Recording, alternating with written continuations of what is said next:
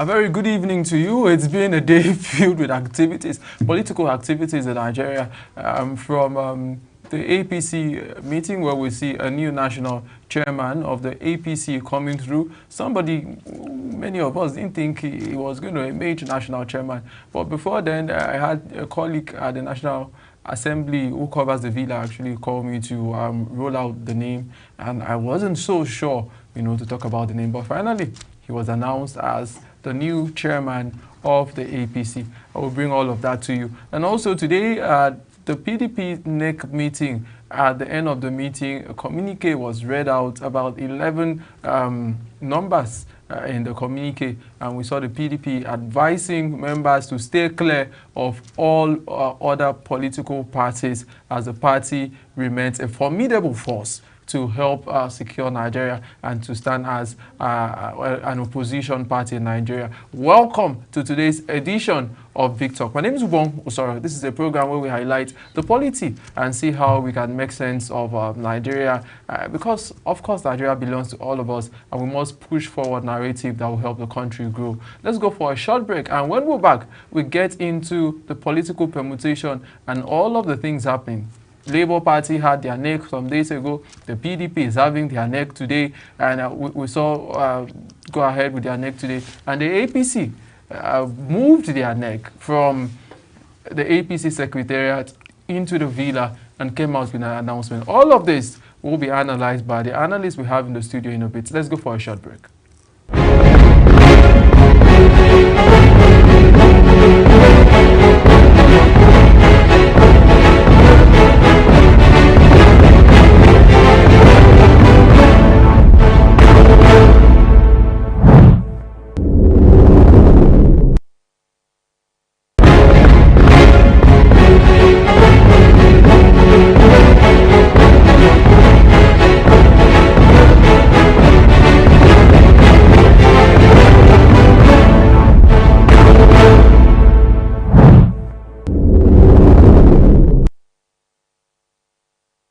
All right, so joining us to help make sense of this discussion, it's somebody I grew up, reading his column, very witty with words and very scholarly in his approach to dissect Nigeria's political history. We have Dr. Adetunji Ajibade.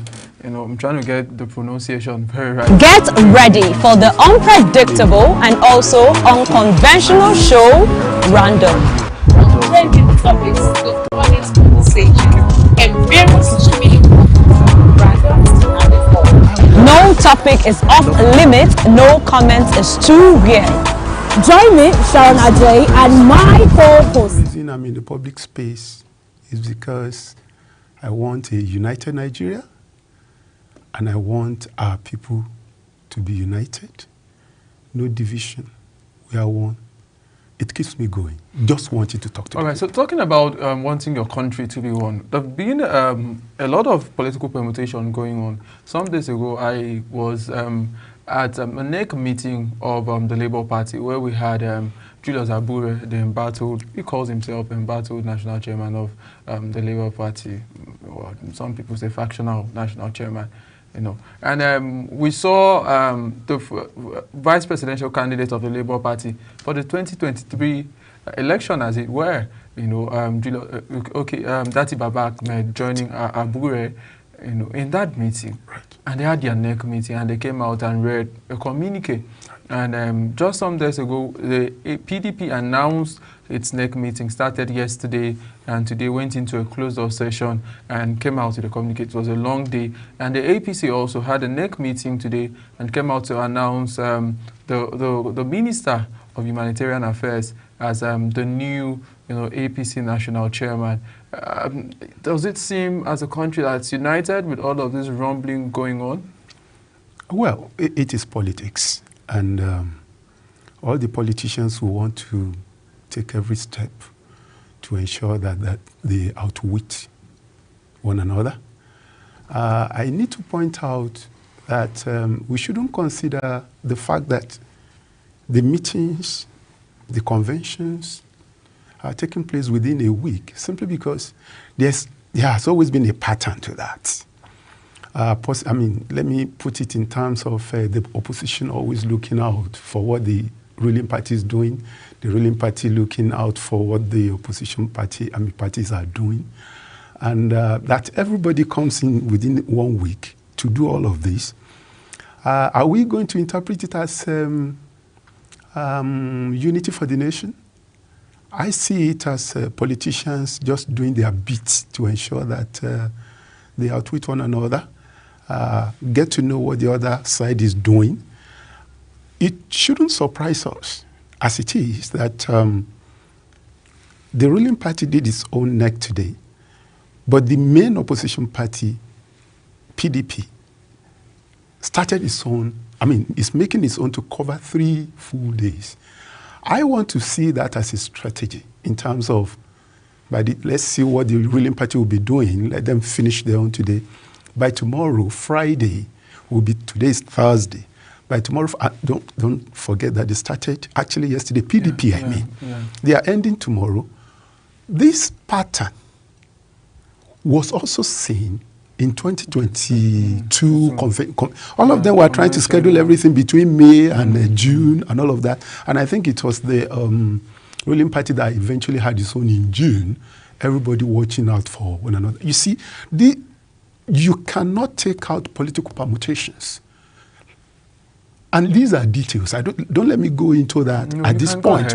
Because the truth of the matter is that, let's see where this one is going, let's see where that one is going. All these issues are in what these politicians are calculating. And the fact that don't forget that it was over a month ago that the ruling party, APC, announced that it will be holding its convention this week, 24th. Now, suddenly, on the day before yesterday or so, we saw Abure faction. Actually, there's no doubt about it, Ubong. That's a faction. There's no way we could. For instance, we see major stakeholders going with the Nana-Adi Usman. Who are the major stakeholders? Because, Okay, major stakeholders. I'm trying to look for a governor with Abure faction.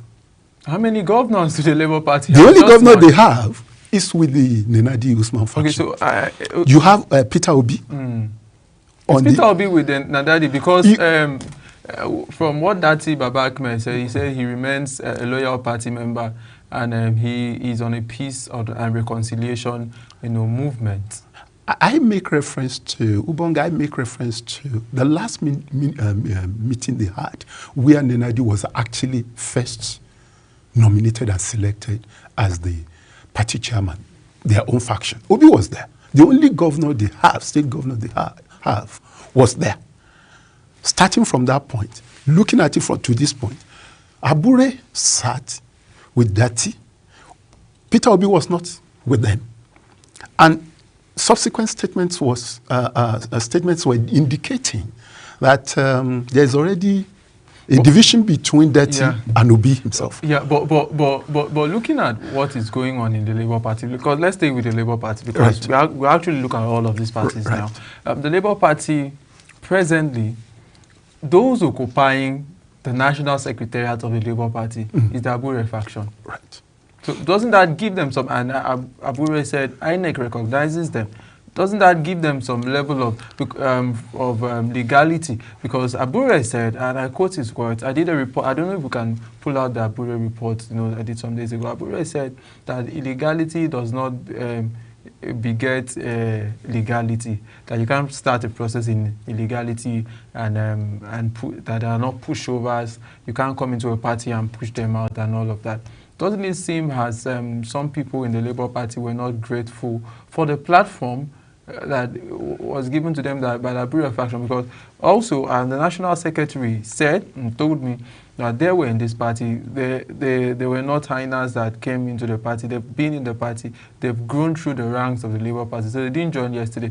So seeing people that, held the party so strong when there was no resource, when the searchlight was not there, is it not some level of ungratefulness of politicians who just went to take advantage of them? In politics, I wouldn't categorize it that way. When you use the word ungratefulness, you see politicians are adventurous. They are soldiers of fortune. They are always looking for where their political ambitions will be fulfilled. Obi used the Labour Party platform the other time, 2023. Already he's talking about ADC. He's been sitting with them. If he thinks that one way or the other, ADC is going to give him the ticket, meaning that he will have a larger platform in terms of having people like Vice President Atiku, who is already there, is going to have his backing, something of that nature, and other big wigs who have already moved into the ADC. If he feels that will give him a better opportunity at taking a shot at the presidency, you can be sure he will abandon the Labour Party. So we are not talking about every other politician who is moving around. It's all about where does my political future lies. But Dati Baba Ahmed says the last time he spoke to his principal, his boss, Peter Obi, remains in the Labour Party. Definitely, Peter Obi cannot make a move now until he's sure. He will not jump until he knows what is at the other end. But I can assure you, if the presidency is zoned to the south, and Obi knows he has a good chance of picking the ticket, he will abandon the Labour Party ship. Let's leave political talk alone. The reality is that everybody wants the ticket for the presidency. Obi wants, Atiku wants. There's an El-Rufai, there's an Amechi. So all of them, if Obi feels that tomorrow he's going to get that ticket, what we are discussing here today, by that time, we'll still look back and say, but he said this one at that time. That's politicians for you. So I'm talking about Peter Obi. We've seen Peter Obi leave ANPP. We've seen Peter Obi in PDP. We've now seen Peter Obi in Labour Party. And if he's going to ADC, that will make it about 4 parties that he's travelled. Doesn't he speak to, I'm not focusing on him as a person, but doesn't he speak to Nigerian politics and our politicians jumping ship? For instance, former Vice President Atiku Abubakar, in 2006, he left the PDP to AC. And we saw him return to PDP. He left to CPC. And we saw him, move again to the PDP. And we're still seeing him leaving the PDP again. What does he speak? El-Rufai has been on the same movement from PDP, moving again to CPC, coming to the APC after the merger. Why are politicians moving from one party to the other? I will still refer back to what I said earlier about political adventurism, political ambition of people. When you move among our people at the local level, I think what politicians at the top, the ones we see, what they are doing actually is reflective of what is happening at the local level. And I can tell you that because I've covered election in the north particularly. And I noticed that most of the time it's all about where is our political leader moving, where is he heading? And then the message is passed to the grassroots, and everybody is saying, oh, this is where Malam Nasir El-Rufai is moving now. This is where Vice President Atiku is moving now. And everybody. So when you hear them come out and sit and tell you that my people have decided, they decided, the people know who is funding them, who is driving them, who is the political leader they are looking up to, and they follow. Once politicians have their people behind them, you'll see them jump ships.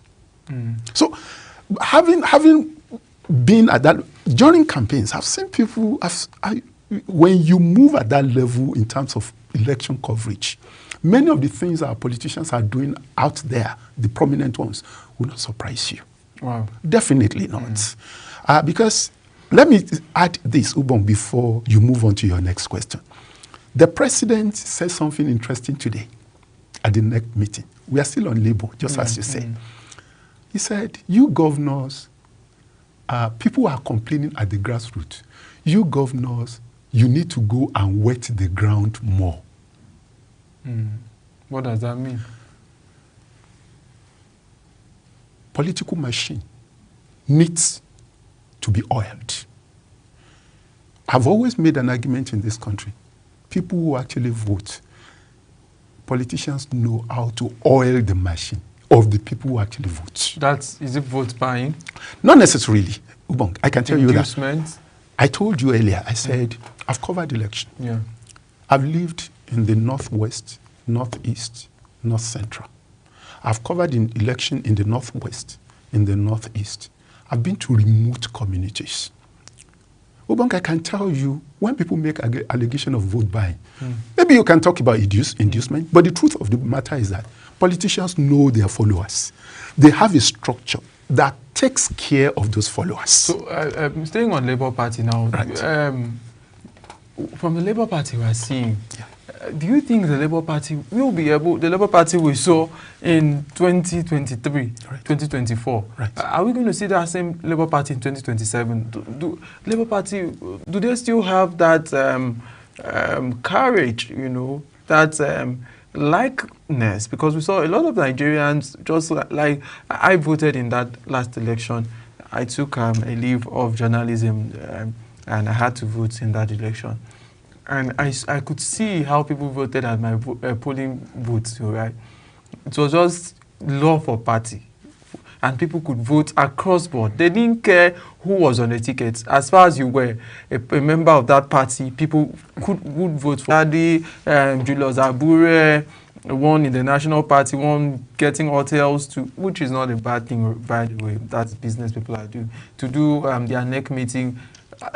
Is two questions in one. One, is there still room for reconciliation in the Labour Party? And two, looking into 2027, are we going to see the same kind of push that we had from the Labour Party just the last elections? Yes. Regarding reconciliation, I will put it across this way. Essentially, when we talk about reconciliation in Labour Party, we are essentially talking about Peter Obi and the rest of the party. Is he coming back to pick the ticket? If he gets no chance in ADC, he will come and pick the ticket.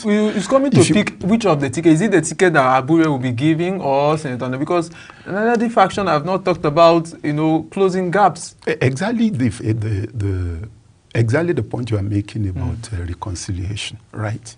I know they will have a way of ensuring that ticket is picked bearing the name of the Labour Party, whichever way they are going to do it. If Peter Obi does not get the ADC ticket, he has made it very clear he wants to contest. His followers are saying Peter Obi is coming. That's the basic language online. Peter Obi is coming. Some of his followers who are more, prominent have been calling for him to make it categorically clear whether he's contesting or he's not.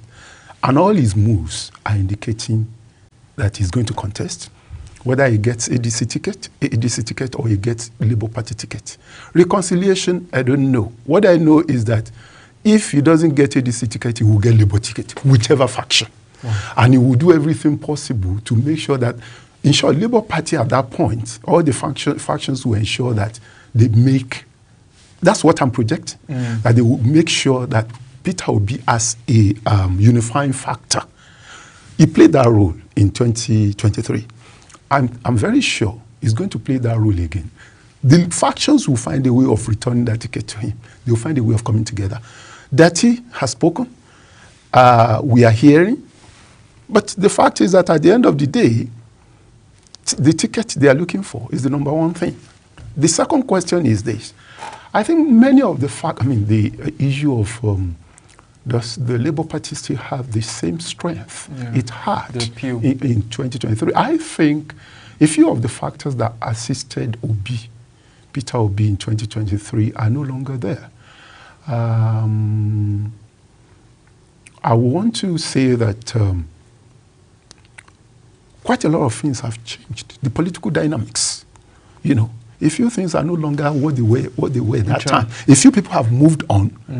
Many politicians under Labour who got the ticket under Labour at the state level, national level, they are moving out. I think the sentiment is no longer quite as strong as it used to be that time in 2023. Yeah. Right. What other factor can we talk about? We could talk about people assessing the candidate better. Obi came out of PDP in May, and people are like, okay, we now have a new face, somebody younger is joining another party, we want somebody from the south. All those things played in his favor that time. And they will not be playing in his favor going to 2027? I am not too confident. All right, so Doctor, we'll come back to you. Okay, let's go for a short break. This is Big Talk, and when we come back, we stay on the PDP and the APC. They had their NEC meetings today with major announcements. Don't go nowhere. My name is Ubong Osoro, and this is Big Talk on Global TV.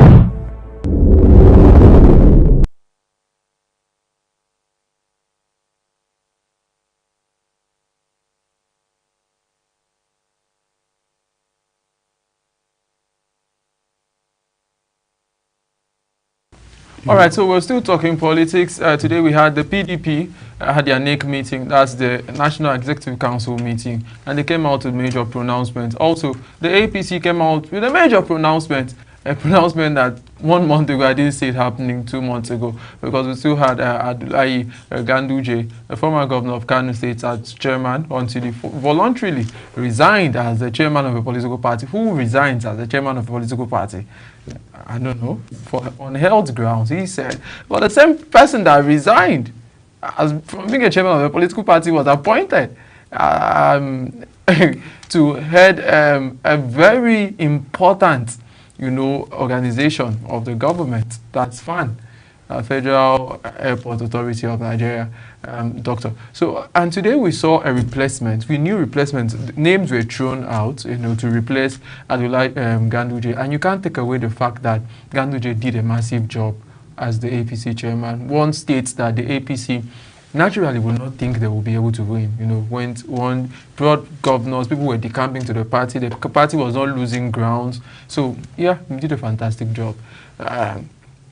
But who was going to be his successor was a big debate and a big plan. Remember, before Ganduje resigned, he had already, in a convention, assisted the pronouncements of the APC lawmakers for President Bola Ahmed Tinubu as the sole candidate of the party, or endorsement of President Bola Ahmed Tinubu for 2027.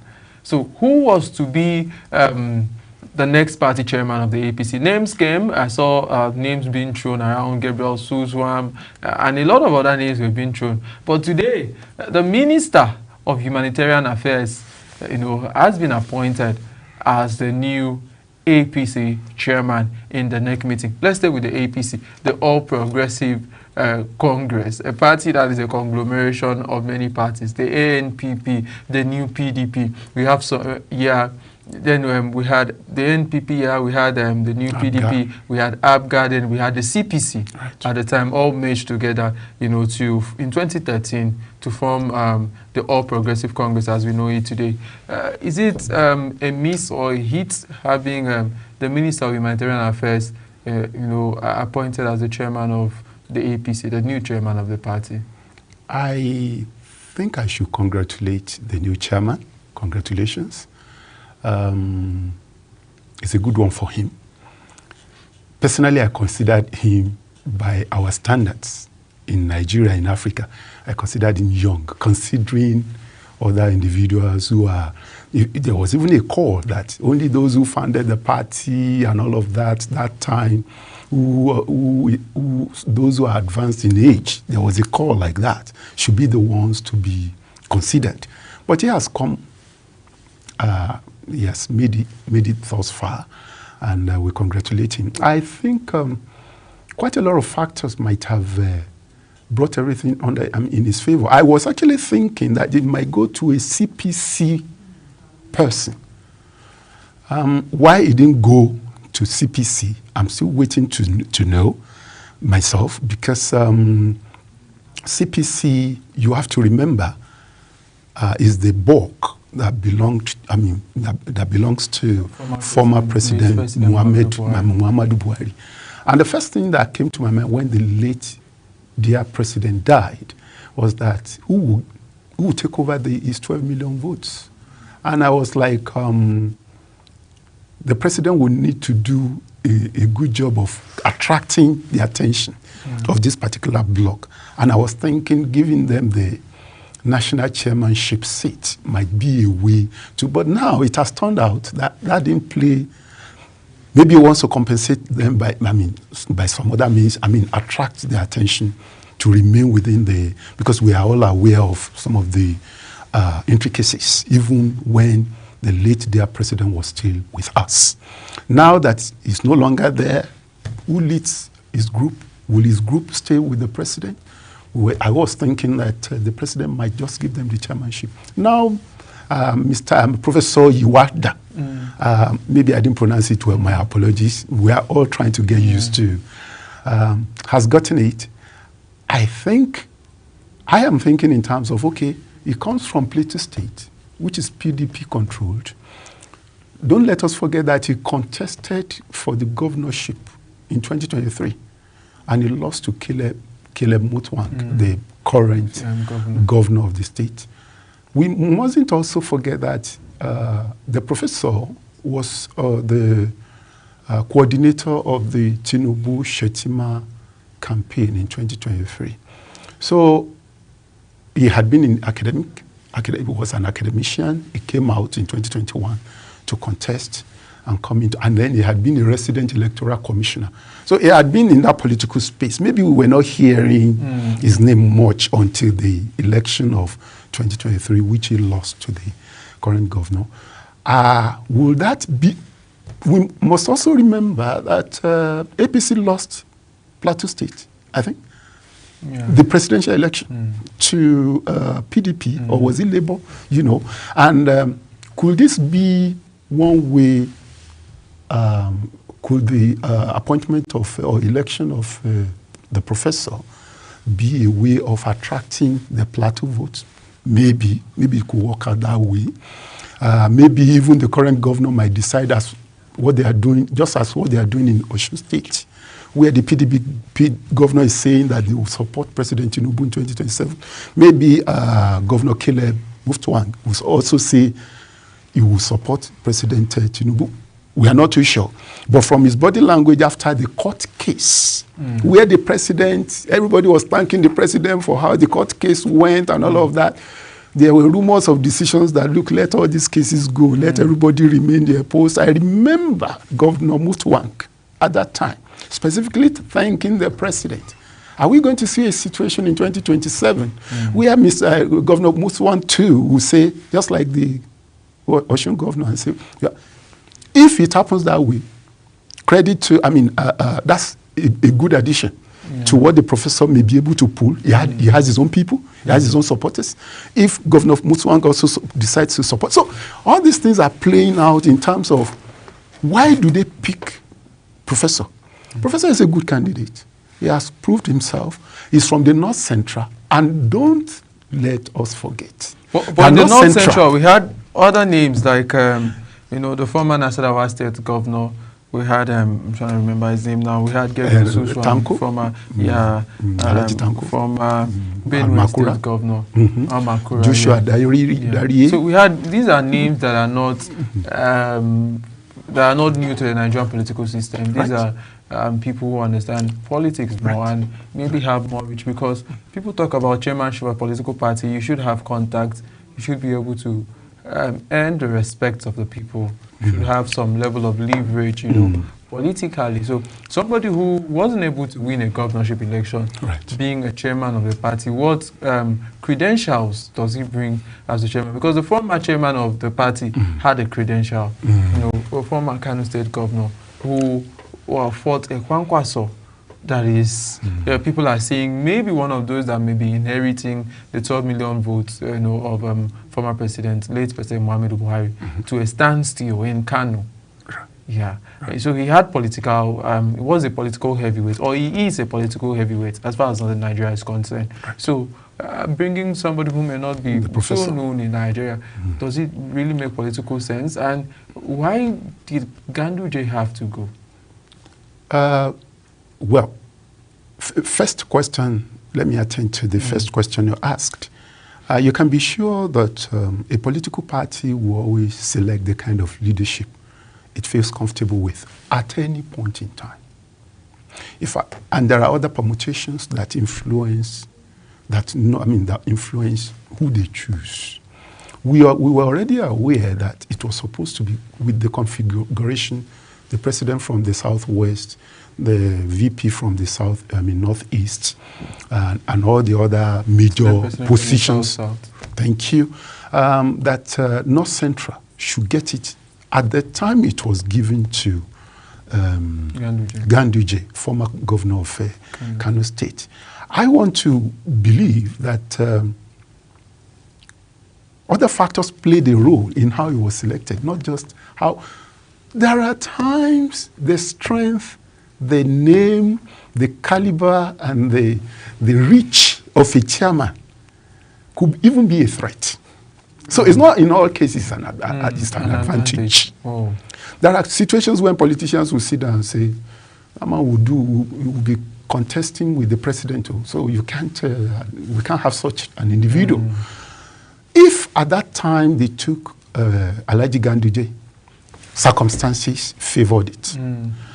At this time when they take Professor Yewada, circumstances I want to believe, political circumstances especially favored. Why wouldn't they take Almakura coming from CPC, knowing that will attract the attention of the CPC? Can we say, okay, the previous chairman before Malam Alhaji Ganduje was also from Nasarawa State, Alhaji Abdullahi, former governor. And of course, you know there are so many states, there are several states in the North Central. All of them will be like, look, Alhaji Abdullahi had been there. You now put Alhaji Tanko again. Why don't we move to Plateau? Why don't we move to Kogi? Why don't we move to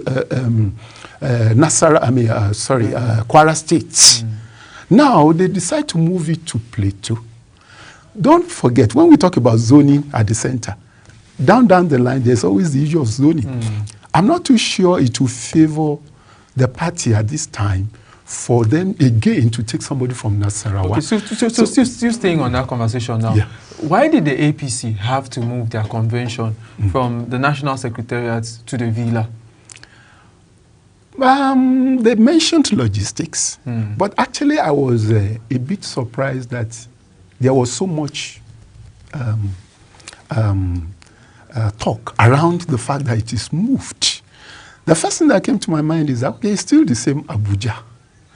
And for safety, security reasons, in terms of some people, in terms of party loyalists coming around to disturb the program or whatever, that banquet hall of the State House might be safer. So also the other political parties, Doctor will come back to this conversation.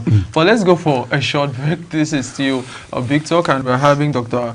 Adetunji Ajibade. He's a renowned political scientist and journalist who's done a lot of work around electoral reforms, around communities, and really understands the Nigerian demographic. Let's go for this break, and when we return, the big talk continues.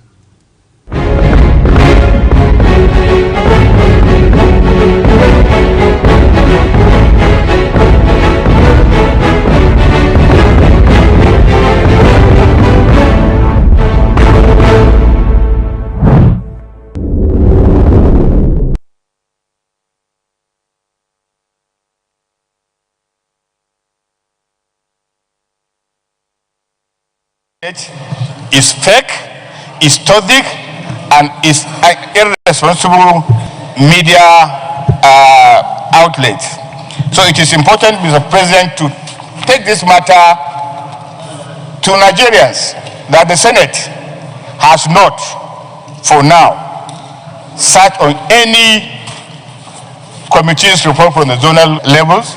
The main committee is yet to even received. The President of the Senate, Godswill Akpabio, also expressed concern about the spread of such misinformation, highlighting it. The Federal Republic of Nigeria has not even concluded the processes of getting a final report for deliberation on constitutional amendment, and therefore no single state, proposed or otherwise, has been created. And even if that were to be the case, it will involve all the houses or assemblies in the country, and we must get their 2/3 concurrence before anything can come back to us. Further clarifications emphasized that the ongoing constitutional review involves public hearings across Nigeria's 6 geopolitical zones, gathering suggestions, including requests for new states and local government areas. But no formal decisions or approvals have been made by the Senate or its committee. Topsy Gimba, reporting for Global Television News. All right, welcome. I was still looking at the NEC meetings that happened today between the PDP had their own NEC meeting and came out with about 12 points in that communique that was read. I was at Wadata Plaza and I saw, people I thought they won't come for the NEC meeting, but they were there. And I was expecting maybe some expulsion, somebody will be expelled. I was telling, there's a particular friend of mine who's also a journalist. Before we went in, I was telling him somebody will be expelled today, but it didn't happen. We also had the APC have their NEC meeting and came out with a new chairman. We have, helping us make sense of this discussion, prominent writer, a political scientist and journalist, Dr. Adetunji Ajibade, who is in the studio with us. Doctor, let's go back to the PDP now and have conversations about the PDP. At a point, I heard members of the PDP say the PDP is the biggest political party in Africa. I heard members of the PDP say PDP will be in government for 100 years. I heard a lot of bragging, but all that stopped in 2014 when they lost the election. 2015 rather. And since then, they've not picked up. Nigerians will argue that they've not been a good example as an opposition party. And now we keep seeing people defecting from the party. They are losing governors. Just yesterday, 4 new persons joined the APC. Senators. And we've been seeing governors moving. The governor of my state, Governor Umoino, I grew up went to school in Akwa Ibom, so I understand how PDP, they used to say was a religion in Akwa Ibom. All of a sudden, what happened to the religion? They all moved into the APC. Yeah, the former governor maybe did wonderful work and all of that. But it seems the ideologies are no longer matching the talk. But that's not the question now. Is the PDP getting it right? Because at the end of the communique, at least 4 major things that were read at that NEC meeting, at the one I attended today. We saw the PDP say that they are not in approval of their members, honoring and going around with members of other political parties and coalition or whatever, made that clear. They announced the date of their convention, announced the venue. It will be carried out in Ibadan, your state capital. But there was no expulsion. There was no. Okay, they also announced the date of that the convention, the NEC continues and all of that, but no expulsion. And I saw the governor of Osun State. Osun has come out categorically to say the governor will remain in PDP, but they will support Bola Ahmed Tinubu, standing beside the public secretary of the PDP when that communique was read that the PDP will not allow members to have association with coalition and all of that. What is happening with the PDP, Doctor? Ubong, I can tell you this. When politicians are out of power, sometimes you can't predict what they will do. And when politicians are seeking for tickets to fulfill their political ambition, you really cannot predict some of the steps they will take. If platform A pays, if it doesn't pay, they move to platform B. You mentioned ideology the other time. In Nigeria, we already know that there's nothing like being ideologically driven, these politicians. Now, when you now add on top of that the aspect of individuals insisting that they must be the ones to pick the ticket, this is what you get. Now, you are going to get that simply because the way we play politics here is all about one individual a few individuals being the backbone of the party, basically because they finance it, the political party. In Nigeria, we've not gone to that point when collectively we own the party because it's our funds pushing. The focus has always been who is bringing the biggest chunk of the funds. We saw it with the role Barrister Wike has played since PDP came out of power. I can't recall anything significant that PDP did since 2015 that they didn't go to Rivers State.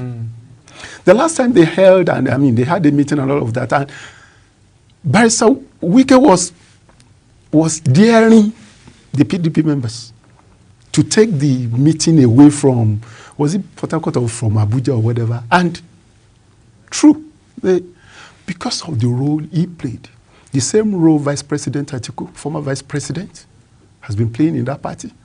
When you have individuals being the backbone of the party in terms of the finances, okay, you can be sure you will see what you are seeing. But today we saw Bala Muhammad. Right. At Wadata House, people were shouting with placards. I saw people carrying placards, shouting Bala Muhammad and all of that. We are not campaigning, so I'll not tell you what they were shouting for, but people were shouting his name. People were shouting Sheyi Makinde's name and all of that.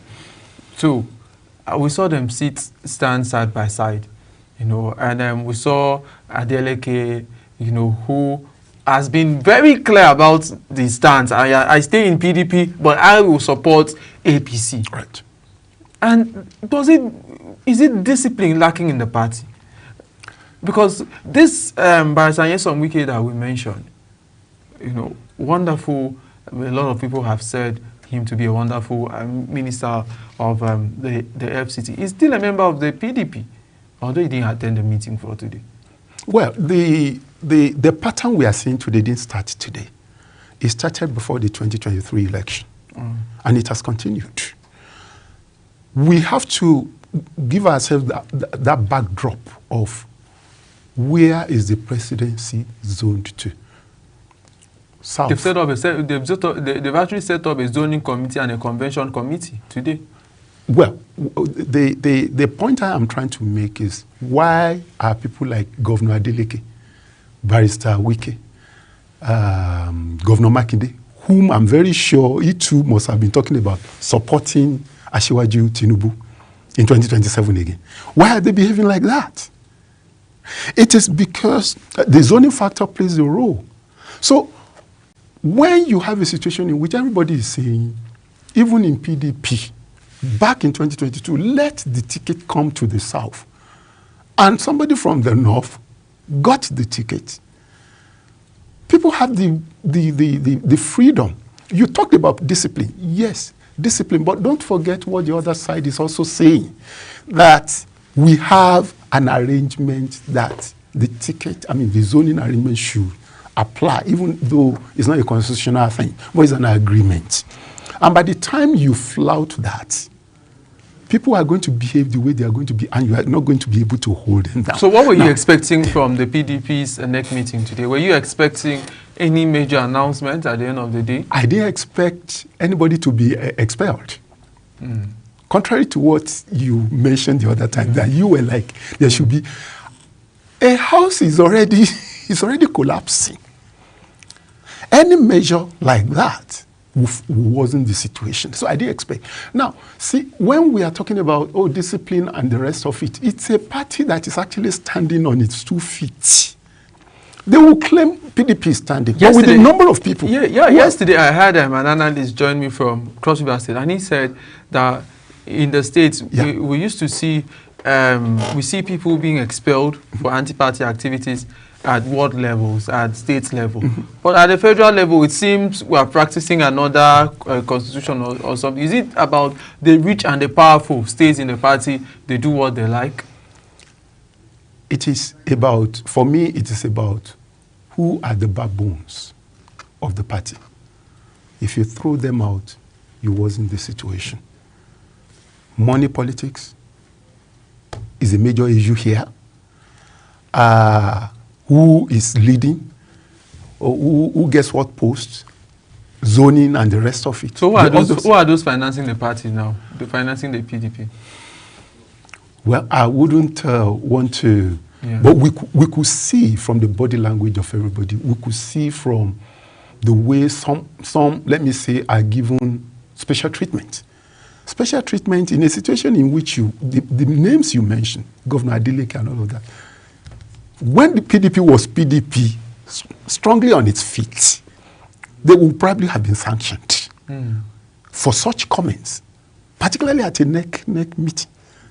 And then other comments they've made outside the NEC meeting. That would have happened, but it's not happening. And by the time you see a party behaving like that, you already know where their backbone is in terms of. So the PDP is clear. Convention November. Is it a good thing? New party executive may be elected, or people may be re-elected. Will it help the party to stand further? And they also said that they remain the only credible opposition party in Nigeria. Do you accept that assertion, or are they overrating themselves at this point? I am not too sure we can say PDP overrates itself. This is a party that ruled Nigeria for 16 years. This is a party that still has all the XXXX, governor, president, all over the place. And you can't throw that away. Maybe they are silent. Maybe they are not active. But the truth of the matter is that party has a base. If that base is weak, it is weak. If that base is unable to structure itself and galvanize its supporters, that's another question entirely. So for me, even why I have issues with the ADC issue is that they didn't talk about merger. They talk about, I think it's Vice President Atiku has just said he's crossing from PDP, but the arrangement is a coalition. And I don't understand a coalition to be a merger. It's unlike the 2014 APC arrangements, which made that party very strong. So right from the word go, when they mentioned coalition, and some people were in some other stations, some journalists were using the word merger, I said, there's a difference. I read political science. I know there is a difference between merger and coalition. ADC now, I'm yet to be convinced that talking about coalition, they are not staying in different parties and trying to operate. That's a weakness for them. So when we compare ADC, they are still growing, they are still coming together. When we compare ADC that is just coming up to a PDP that had been on the ground for as long as Nigeria democracy has been alive, then we know what we are talking about. But it seems the PDP, people will argue that the PDP is not working at this point. They are losing. They keep losing politicians. They are losing senators. They are losing governors. They are losing House of Rep members. And we know political office holders in Nigeria actually, they are more or less the faces of those who push for people to win elections. Definitely, Ubong. It's an important point you are making regarding that. But still talking about the strength of the party, a party that, if it gets its act together, it will still look stronger. So, Doctor, can the PDP with the November convention, are you seeing a united PDP coming together? And that convention will be held in Oyo State, Ibadan. Right. And presently, the report we are having is that the former governor of Rivers State, Minister of FCT, may not really be in tandem with Governor Seyi Makinde. And we know the politics around convention and all of that. Are you seeing the party emerging from the November proposed date for the convention stronger? They've been seriously weakened. And whatever they are going to do later in the year will just be to salvage whatever they can salvage. Because from the look of things, more people might still depart from the PDP. Okay. And from what President Tinubu said today, he said he was not going to assist with that. Yeah. It's even better, more people come in. The president and his party will continue to do everything possible to draw away from the opposition. Okay, so Doctor, monitoring the two NEC meetings that we had today, and even the fractional NEC meeting of the Labour Party, as some will call it, which of the parties do you think really showed some positive signs towards moving towards progress? I saw the APC the president's party, ruling party. I saw it live. And I thought there was a positive vibe in the air. I saw decisions that I felt that majority of those in there felt that that was what they wanted. But the same thing happened with the PDP. For instance, just one moment. For instance, the chairman came from a zone that everybody, practically everybody felt, the zone that felt he should have that seat. The Northwest, maybe the president will have a way of pacifying them, right? Because they also wanted the seat. Now, PDP... Maybe they may be having a vice presidential candidate. I wouldn't be able to say that. People have thrown up that, Doctor. I wouldn't be able to say right. that. Well, all I want to say is that of the three major parties, of the three parties, APC's convention came out looking united, so to say. PDP, they are trying to recover, trying to regroup. But they had the board of trustees chairman there. We had PDP governors from which is good. Bala Mohammed. They had all of these people right. that we thought were not in good terms. That's why together. I said they cannot be. You can't put PDP away. They still have their structure, however weakened it is, and they are going to. I believe they will do their best. As for Labour Party, let's see how Peter Obi and the factions, what they make of the situation, if he doesn't get the ADC ticket. Right. Thank you so much, Dr. Adetunji Ajibade, renowned political scientist and journalist, for joining us on Big Talk on Global TV. Thank you. We really do appreciate your insight, Doctor. Thank you, Bonk. Nice being here. All right, people, and that's the size of our show for tonight. Do have for yourself a wonderful night. My name is Ubong Soro, and I'm saying bye for now.